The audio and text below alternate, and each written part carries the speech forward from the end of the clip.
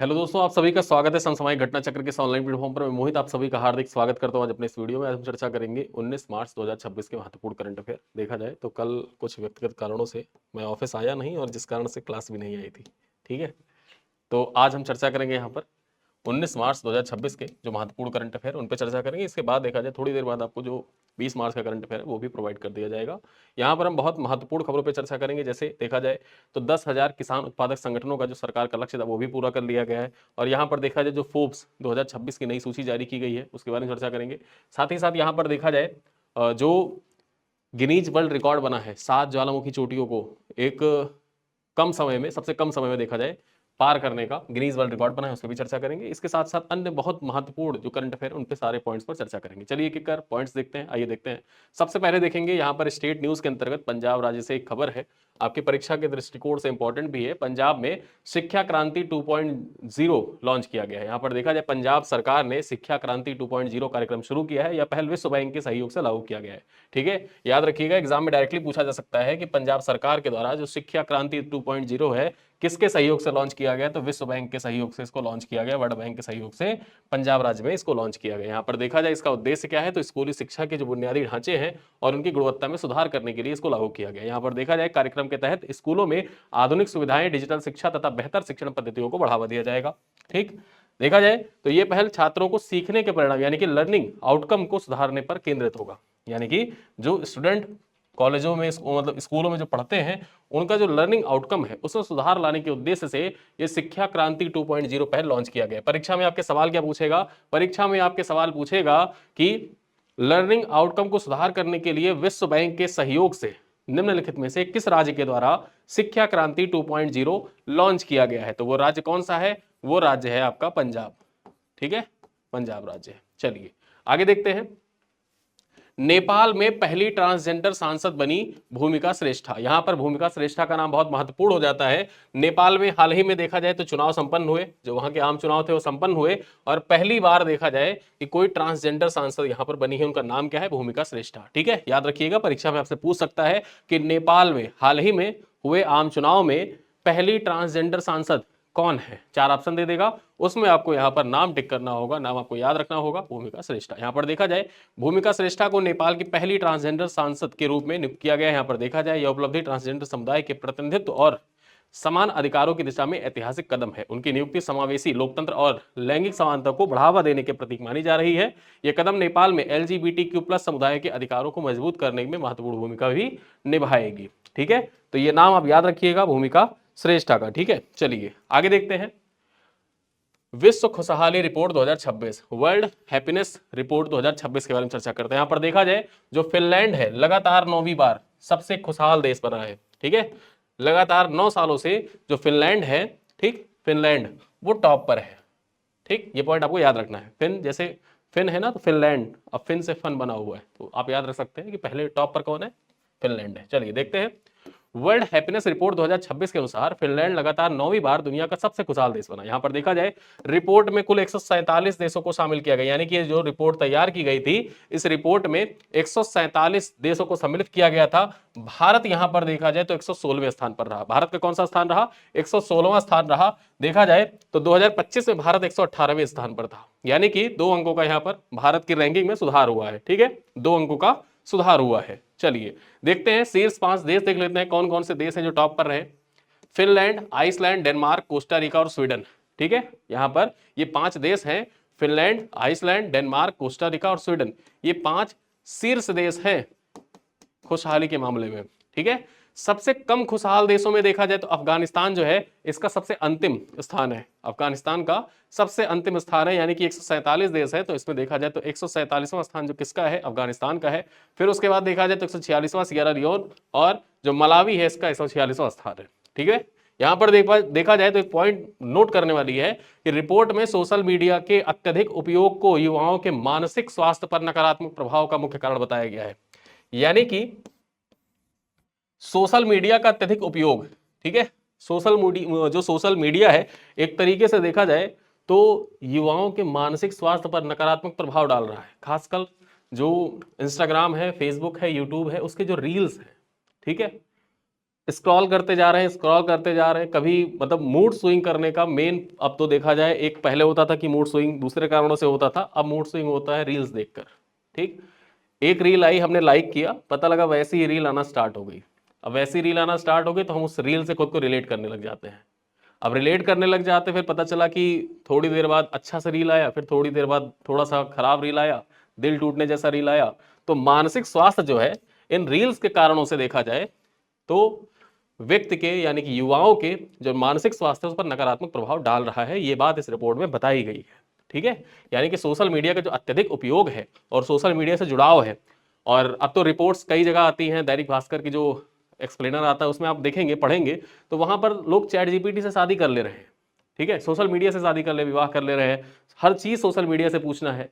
जैसे रेडिट है, ठीक है, अब देखा जाए रेडिट जहां से एआई का जो मेन डाटा निकलता है, ठीक है, मेन डाटा रेडिट से कलेक्ट किया जाता है, वहां पर लोग अपने रिलेशनशिप के बारे में सवाल पूछते हैं। जैसे प्रेमी प्रेमिका है या फिर हस्बैंड वाइफ है, तो आपसी जो झगड़े होते हैं ना, वो सोशल मीडिया पे वो चैट जीपीटी से सवाल पूछते हैं, और चैट जीपीटी जवाब भी कैसा देता है, छोड़ दो, ऐसे जवाब देता है। तो इससे क्या होता है, इससे जो आपकी मानसिक स्थिति है वो तो खराब होती ही होती है, क्योंकि आप सोचते हो कि चैट जीपीटी बता रहा सही ही होगा।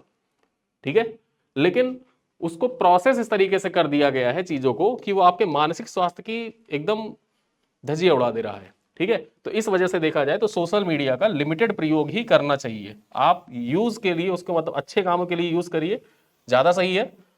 और अगर आप उसे गलत उद्देश्य से इस्तेमाल कर रहे हैं, लड़ाई झगड़े के उद्देश्य से या फिर सवाल जवाब के उद्देश्य से, तो वो फिर आपके मानसिक स्वास्थ्य को हिलाकर रख देगा।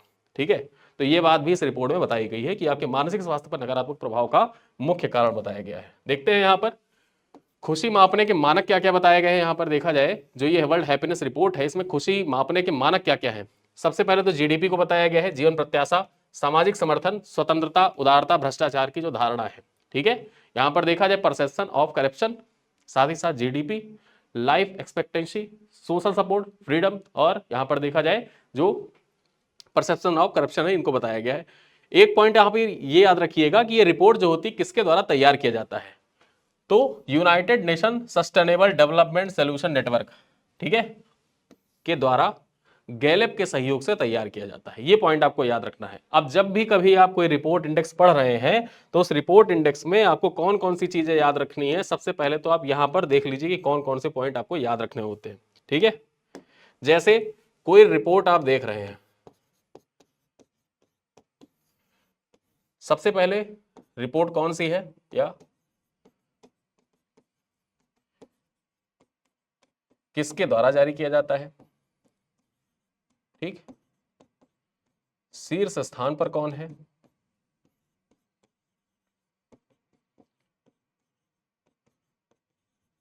अंतिम स्थान पर कौन है,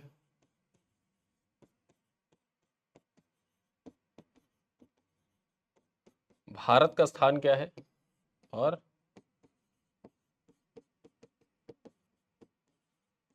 कितने देश शामिल। अब यहां पर देखा जाए कुछ रिपोर्टों में सिर्फ आपको इन तीन चीजों पर फोकस करना होगा, लेकिन जो कुछ महत्वपूर्ण रिपोर्ट हैं, जैसे देखा जाए तो स्वतंत्रता सूचकांक हो गया या प्रेस इंडेक्स हो गया या खुशहाली सूचकांक हो गया, इन सब में आपको ये सारी पॉइंट्स पर 5 पॉइंट्स हैं, इन 5 पॉइंट्स पर फोकस करिए। आपके जितने भी सवाल पीवाईक्यू में पूछे गए हैं, रिपोर्ट देखा जाए तो ये 250-300 पेज की आती है, और उस 250-300 पेज में आपके लिए उपयोगी जो होता है किसके द्वारा जारी किया गया, शीर्ष स्थान पर कौन है, अंतिम स्थान पर कौन है, भारत की रैंक क्या है, कितने देश टोटल रिपोर्ट में सम्मिलित थे। ठीक है, कितने देशों को आधार बनाकर रिपोर्ट तैयार किया गया है। और यहां पर आप एक चीज ये भी देख सकते हैं कि जो बेस होता है रिपोर्ट को तैयार करने का मुख्य आधार क्या है, उस बेस को भी देख सकते हैं। तो ये 5-6 पॉइंट है, इन 5-6 पॉइंट को ही देखना होता है 250-300 पेज की रिपोर्ट में। और पूरा क्रक्स आपके समक्ष है, किसके द्वारा, UN sustainable development solution network और गैलेप के सहयोग से तैयार किया गया है। मानक क्या है, जीडीपी, जीवन प्रत्याशा, सामाजिक समर्थन, स्वतंत्रता, उदारता, भ्रष्टाचार की धारणा। ठीक है, रिपोर्ट में जो मुख्य बात बताई गई है, इस मुख्य बात को आप अपने मुख्य परीक्षा में कोट भी कर सकते हैं। ठीक है, साथ ही साथ यहाँ पर सबसे कम खुशहाल देश कौन कौन से, अफगानिस्तान, सियरा लियोन, मलावी है। शीर्ष देश Finland, Iceland, Denmark, Costa Rica, Sweden है। भारत का स्थान 116वां है, 2025 में 118वां था। और यहाँ पर देखा जाए टॉप पर कौन है, फिनलैंड है लगातार 9 बार से। तो ये इतना पढ़ने के बाद आपको पूरा रिपोर्ट जो विश्व खुशहाली सूचकांक से संबंधित आपकी परीक्षा में आएगा, सब कुछ आपका तैयार हो गया। चलिए आगे देखते हैं। MS धोनी बने भीम पेमेंट्स ऐप के ब्रांड एम्बेसडर। जो भीम यूपीआई है ना, भीम यूपीआई पेमेंट्स, उस ऐप के ब्रांड एम्बेसडर किसको बनाया गया है? MS धोनी को बनाया गया। ये पॉइंट याद रखिएगा। यहां पर देखा जाए एनपीसीआई भीम सर्विस ने महेंद्र सिंह धोनी को भीम पेमेंट्स ऐप का ब्रांड एम्बेसडर नियुक्त किया। ये पॉइंट इंपॉर्टेंट है, सीधा सीधा एक लाइन आपकी परीक्षा के लिए महत्वपूर्ण हो जाता है, क्योंकि ब्रांड एम्बेसडर से संबंधित सवाल आपकी परीक्षा में पूछे गए हैं।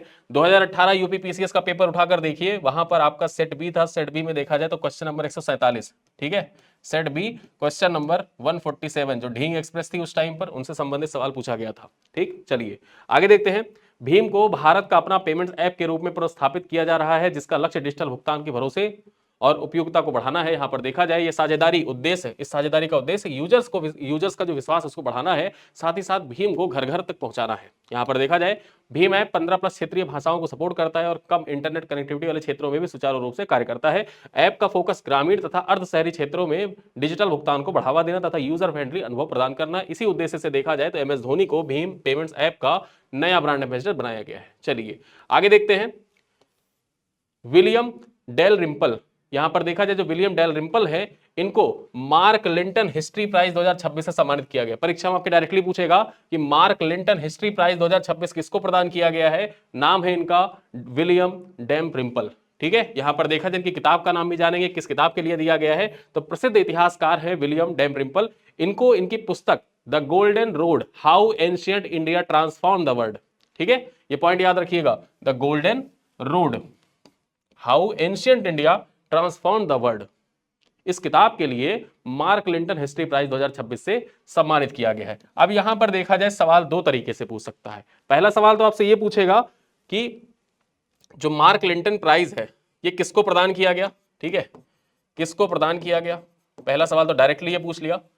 दूसरा सवाल यहां पर इस बुक से रिलेटेड पूछ सकता है, क्योंकि आपकी परीक्षा में आप पेपर उठाकर देखेंगे हर साल 2 से 3 सवाल ऐसे होते हैं जो बुक्स एंड ऑथर से रिलेटेड होते हैं और यहां से डायरेक्टली सवाल आपकी परीक्षा में पूछा जाता है। इस दृष्टिकोण से ये किताब बहुत महत्वपूर्ण हो जाती है। डायरेक्टली पूछ सकता है कि the golden Road How ancient India transform the world, ये किताब किसके द्वारा लिखी गई है।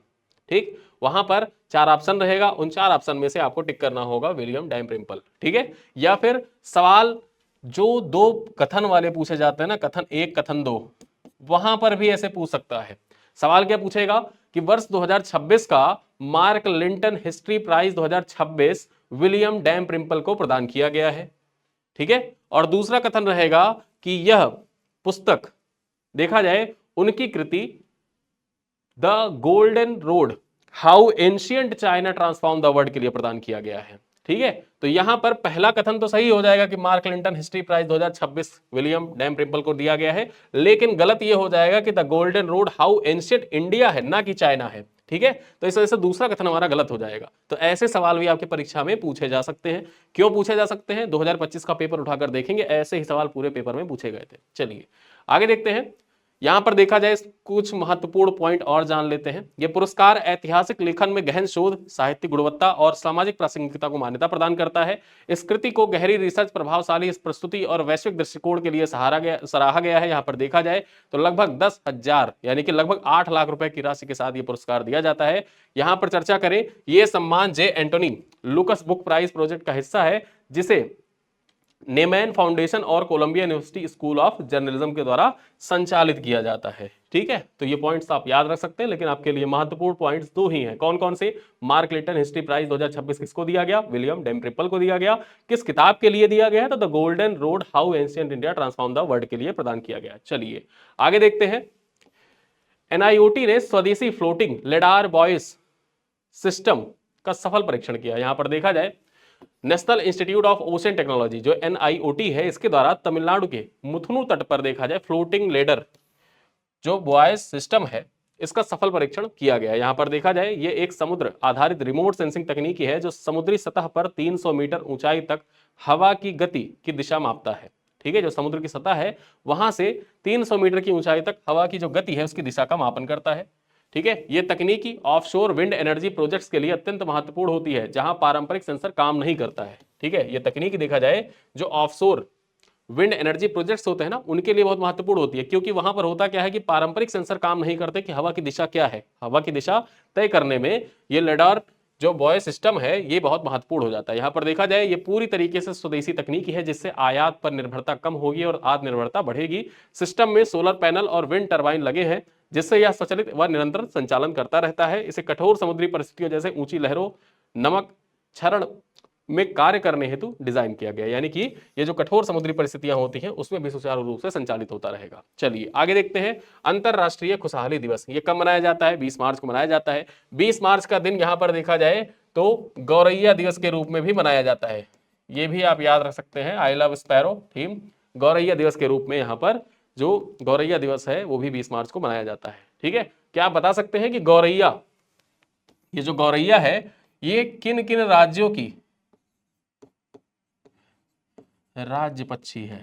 ठीक है, कमेंट करके बताइएगा कि गौरैया किन राज्यों की राज्य पक्षी है। चलिए देखते हैं, यहां पर सबसे पहले चर्चा कर लेते हैं अंतरराष्ट्रीय खुशी दिवस या इंटरनेशनल डे ऑफ हैप्पीनेस के बारे में चर्चा करें। प्रत्येक वर्ष 20 मार्च का जो दिन होता है इसको इंटरनेशनल डे ऑफ हैप्पीनेस के रूप में मनाया जाता है। यहां पर देखा जाए इस दिन की घोषणा किसके द्वारा? तो संयुक्त राष्ट्र महासंघ यानी कि यूएनजीए के द्वारा वर्ष 2012 में की गई थी। कब की गई थी? 2012 में 20 मार्च का दिन जो है इसको इंटरनेशनल डे ऑफ हैप्पीनेस के रूप में मनाने के लिए संयुक्त राष्ट्र महासभा के द्वारा घोषणा की गई थी। देखा जाए तो इसका उद्देश्य लोगों के जीवन में खुशी, कल्याण, संतुलित विकास को बढ़ावा देना है। यहां पर देखा जाए यह दिवस भूटान के जो ग्रास नेशनल हैप्पीनेस की अवधारणा है उससे प्रेरित है। इस अवसर पर देशों को समावेशी विकास, गरीबी उन्मूलन तथा सतत विकास को बढ़ावा देने के लिए प्रेरित भी किया जाता है। चलिए आगे देखते हैं। उत्तराखंड में ई स्वास्थ्य धाम पोर्टल लॉन्च किया गया है। अब ये जो ई स्वास्थ्य धाम पोर्टल है ये लॉन्च किया गया है बेसिकली चार धाम यात्रा जो है उत्तराखंड की, जो चार धाम यात्रा है गंगोत्री, यमुनोत्री, केदारनाथ, बद्रीनाथ, उस यात्रा को ध्यान में रखते हुए उत्तराखंड सरकार के द्वारा ई स्वास्थ्य धाम पोर्टल लॉन्च किया गया है। यहां पर देखा जाए उत्तराखंड सरकार ने चार धाम यात्रा 2026 हेतु ई स्वास्थ्य धाम पोर्टल लॉन्च किया है। इसका उद्देश्य तीर्थयात्रियों के स्वास्थ्य की रियल टाइम मॉनिटरिंग कर सुरक्षित और सुगम यात्रा सुनिश्चित करना है। पोर्टल में अनिवार्य डिजिटल पंजीकरण तथा आयुष्मान भारत डिजिटल मिशन के लिंक पर आभा नंबर बनाने की सुविधा प्रदान की गई है। ये मार्ग पर 25 मेडिकल रिलीफ पोस्ट तथा 33 स्वास्थ्य जांच केंद्र स्थापित किए जाएंगे। आपातकाल हेतु 177 एम्बुलेंस यानी कि हेली व बोट एम्बुलेंस सहित तैनात किया जाएगा। साथ ही साथ 229 विशेषज्ञ डॉक्टर व स्वास्थ्य मित्र यहाँ पर 15 दिवसीय रोस्टर पर तैनात रहेंगे। ठीक है, यानी कि ये जो चार धाम यात्रा का जो रूट है उस रूट को देखा जाए पूरी तरीके से मेडिकल इक्विपमेंट प्रूफ बनाया जा रहा है और इसके लिए उत्तराखंड सरकार के द्वारा ई स्वास्थ्य धाम पोर्टल लॉन्च किया गया है। चलिए आगे देखते हैं। रविंद्र जडेजा बने सिटी यूनियन बैंक के ब्रांड एम्बेसडर। अब यहां पर देखा जाए तो आज अपने इस वीडियो में हमने दो ब्रांड एम्बेसडर देखा है। पहला जो भीम यूपीआई है उसके लिए ब्रांड एम्बेसडर किसको बनाया गया? महेंद्र सिंह धोनी को बनाया गया है। और वहीं पर जो क्रिकेटर रविंद्र जडेजा है इनको सिटी यूनियन बैंक का ब्रांड एम्बेसडर बनाया गया है। ठीक है, देखते हैं पॉइंट। भारतीय क्रिकेटर रविंद्र जडेजा को सिटी यूनियन बैंक का ब्रांड एम्बेसडर नियुक्त किया गया है। ठीक, सिटी यूनियन बैंक का ब्रांड एम्बेसडर किसको बनाया गया है? रविंद्र जडेजा को बनाया गया है। इस साझेदारी का उद्देश्य बैंक की ब्रांड पहचान को मजबूत करना तथा ग्राहकों तक व्यापक पहुंच को बढ़ावा देना है। बेसिकली देखा जाए जो फेस वैल्यू होती है ना, फेस वैल्यू को ध्यान में रखते हुए जो विभिन्न कंपनियां होती हैं वो अपने कंपनियों के ब्रांड एम्बेसडर नियुक्त करते हैं। जैसे टीवी का एडवर्टीजमेंट आप देखिए तो फेस वैल्यू के आधार पर विराट कोहली को देखा जाए तो फिर बना दिया जाता है ब्रांड एम्बेसडर किसी जो ब्रांड है उसका, फिर कियारा अडवाणी को बना दिया जाता है। तो लोग जो ब्रांड होते हैं वो अपने ब्रांड का प्रचार करने के लिए बेसिकली ब्रांड एम्बेसडर नामित करते हैं। तो उसी तरीके से देखा जाए तो सिटी यूनियन बैंक उसने रविंद्र जडेजा को अपना ब्रांड एम्बेसडर नामित किया है। बैंक का लक्ष्य विशेष रूप से युवा तथा डिजिटल ग्राहकों को आकर्षित करना है। जडेजा की लोकप्रियता तथा विश्वसनीयता, जो विश्वसनीय छवि है उससे बैंक की विपणन अभियान को मजबूती मिलने की उम्मीद है। यह कदम डिजिटल बैंकिंग सेवाओं के प्रचार तथा विस्तारित दिशा में महत्वपूर्ण कदम साबित होगा। आगे चलते हैं। अगली खबर क्या है? यहां पर देखा जाए योजनाओं से संबंधित है और राज्य सरकार के द्वारा शुरू की जाने वाली विभिन्न योजनाओं के दृष्टिकोण से यह पॉइंट इंपॉर्टेंट भी हो जाता है। दिव्यांग शक्ति योजना का शुभारंभ। यहां पर देखा जाए आंध्र प्रदेश सरकार ने उगादी 2026 जो हिंदू नववर्ष होता है उसको उगादी के रूप में आंध्र प्रदेश में मनाया जाता है। ठीक है, महाराष्ट्र में गुड़ी पड़वा के रूप में मनाया जाता है। ठीक है, और देखा जाए जो उत्तर भारत है वहां पर तो चैत्र नवरात्रि होती है उसका जो शुरुआती दिन होता है उसी को हिंदू नववर्ष के रूप में मनाते हैं। चलिए देखते हैं। आंध्र प्रदेश सरकार ने उगादी 2026 के अवसर पर दिव्यांग शक्ति स्कीम शुरू करने की घोषणा की है। इस योजना का उद्घाटन मुख्यमंत्री एन चंद्रबाबू नायडू के द्वारा अमरावती में किया गया। यहाँ पर देखा जाए योजना के तहत जो दिव्यांग व्यक्ति हैं उनको जो आंध्र प्रदेश की जो राज्य परिवहन सेवा है वहां की जो बसें हैं उनमें मुफ्त यात्रा की सुविधा मिलेगी। ठीक है, साथ ही साथ 40% से अधिक दिव्यांगता के वाले पात्र व्यक्तियों को लाभ मिलेगा, जबकि उनके सहायक को 50% किराया छूट भी दिया जाएगा। यानी कि 40% से अधिक कोई व्यक्ति दिव्यांग है तो उसको फ्री में यात्रा करने का मौका मिलेगा, साथ ही साथ उसके साथ कोई व्यक्ति है तो 50% तक वहां पर छूट भी मिलेगा। इस योजना से 12.76 लाख लाभार्थियों को फायदा होगा आंध्र प्रदेश के। इसके कार्यान्वयन हेतु सरकार के द्वारा 207 करोड़ रुपए वार्षिक सहायता जो आंध्र प्रदेश स्टेट, यहां पर देखा जाए जो आंध्र प्रदेश का राज्य परिवहन विभाग है उसको देखा जाए 207 करोड़ रुपए प्रदान किया जाएगा। चलिए आगे देखते हैं। जयंती कुमारेश को संगीत कलानिधि सम्मान 2026 से सम्मानित किया जाएगा। ठीक है, किसको? जयंती कुमारेश को संगीत कलानिधि पुरस्कार 2026 का प्रदान किया जाएगा। ये पुरस्कार तो प्रदान किया जाएगा दिसंबर 2026 में, लेकिन अभी इनके नामों की घोषणा कर दी गई है। ठीक है, यहां पर देखा जाए प्रसिद्ध कर्नाटक संगीत वीणा वादक जयंती कुमारेश को चेन्नई स्थित द म्यूजिक एकेडमी के द्वारा संगीत कलानिधि पुरस्कार के हेतु चयनित किया गया है। ठीक है, यहां पर याद रखिएगा जो संगीत कलानिधि पुरस्कार है यह किसके द्वारा प्रदान किया जाता है? तो द म्यूजिक अकादमी के द्वारा प्रदान किया जाता है। और ये द म्यूजिक अकादमी कहां पर अवस्थित है? चेन्नई में अवस्थित है। 2026 के लिए किसको प्रदान किया जाएगा? जयंती कुमारेश को प्रदान किया जाएगा। देखा जाए तो ये पेशे से क्या है? पेशे से ये वीणा वादक है। ठीक है, वहीं जो भरतनाट्यम के नर्तक हैं नरेंद्र जी, इनको नृत्य कलानिधि सम्मान से सम्मानित किया जाएगा। यानी 2026 का जो नृत्य कलानिधि पुरस्कार है वो किसको दिया जाएगा? नृत्य कलानिधि पुरस्कार प्रदान किया जाएगा नरेंद्र जी को, और संगीत कलानिधि प्रदान किया जाएगा जयंती कुमारेश को। यहां पर चर्चा करें, यह घोषणा अकादमी के 100 वर्ष पूर्ण होने के अवसर पर की गई है, जो इसे और विशेष बनाती है। ठीक है, यहां पर देखा जाए लगभग 30 वर्षों बाद किसी वीणा वादक को यह प्रतिष्ठित सम्मान मिल रहा है। यानी कि जो जयंती कुमारेश है, लगभग देखा जाए तो 30 सालों के बाद किसी वीणा वादक को संगीत कलानिधि पुरस्कार प्रदान किया जा रहा है। जयंती कुमारेश हिंदुस्तानी तथा कर्नाटक संगीत की समन्वय पर भी कार्य किया है। उस्ताद जाकिर हुसैन, कला रामनाथ, रानू मजुमदार, राकेश चौरसिया इत्यादि के साथ उन्होंने प्रस्तुतियां भी दी है। चलिए आगे देखते हैं। सवाल है, इन सवालों का उत्तर आप कमेंट बॉक्स में दीजिएगा। ठीक है, तो आज के जो वीडियो हैं उन वीडियो पर आधारित कुछ सवाल भी अंत में, और इन जो प्रश्न हैं इन प्रश्नों का उत्तर आप कमेंट बॉक्स में दीजिएगा। पहला सवाल है कि विश्व खुशहाली रिपोर्ट 2026 यानी कि वर्ल्ड हैप्पीनेस रिपोर्ट 2026 के अनुसार फिनलैंड लगातार कौन सी बार दुनिया का सबसे खुशहाल देश बना? 7वीं बार, 8वीं बार, 9वीं बार या 10वीं बार? ठीक है, तो आपको कमेंट करके बताना है कि कौन सी बार देखा जाए तो लगातार दुनिया का सबसे खुशहाल देश बना है। क्वेश्चन नंबर 2 क्या कह रहा है कि प्रसिद्ध इतिहासकार विलियम डैमप्रिम्पल को उनकी किस पुस्तक के लिए मार्क लिंटन हिस्ट्री प्राइज 2026 से सम्मानित किया गया है? The last Mughal, city of then is the golden road और व्हाइट मुगल्स। ठीक है, चलिए आगे देखते हैं। क्वेश्चन नंबर 3 है, हाल ही में एनपीसीआई भीम सर्विस ने किस भारतीय क्रिकेटर को भीम पेमेंट्स ऐप का ब्रांड एम्बेसडर किया है? रविंद्र जडेजा को, एमएस धोनी को, सुमन गिल को या रोहित शर्मा को?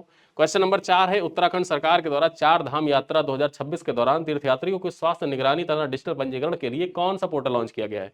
ई 4 धाम पोर्टल, ई स्वास्थ्य धाम पोर्टल, डिजिटल यात्रा पोर्टल या आयुष्मान यात्रा पोर्टल? ठीक है, तो कौन सा पोर्टल है जो उत्तराखंड सरकार के द्वारा लॉन्च किया गया है? कमेंट करके बताइएगा।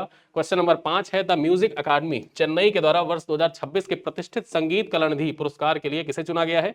जयंती कुमारेश को, नरेंद्र जी को, उस्ताद जाकिर हुसैन को या बॉम्बे जयश्री को? ठीक है, तो ये 4 यहां पर देखा जाए ऑप्शन है। 5वें सवाल में 4 ऑप्शन दे रखा है और इन प्रश्नों का उत्तर आप कमेंट बॉक्स में बताइएगा। ठीक है, तो इन्हीं सब बातों के साथ देखा जाए तो जो हमारा ये क्लास है ये होता है यहीं पर समाप्त। इसके थोड़ी देर बाद देखा जाए तो हम मिलेंगे आपसे 20 मार्च 2026 का जो महत्वपूर्ण करंट अफेयर है उस करंट अफेयर की क्लास में। और चूंकि कल अवकाश है तो हमारा जो बचा हुआ करंट अफेयर है उसको हम आगे कवर करेंगे। ठीक है, तो इस क्लास में फिलहाल इतना ही। मिलते हैं अगली क्लास में, तब तक के लिए धन्यवाद।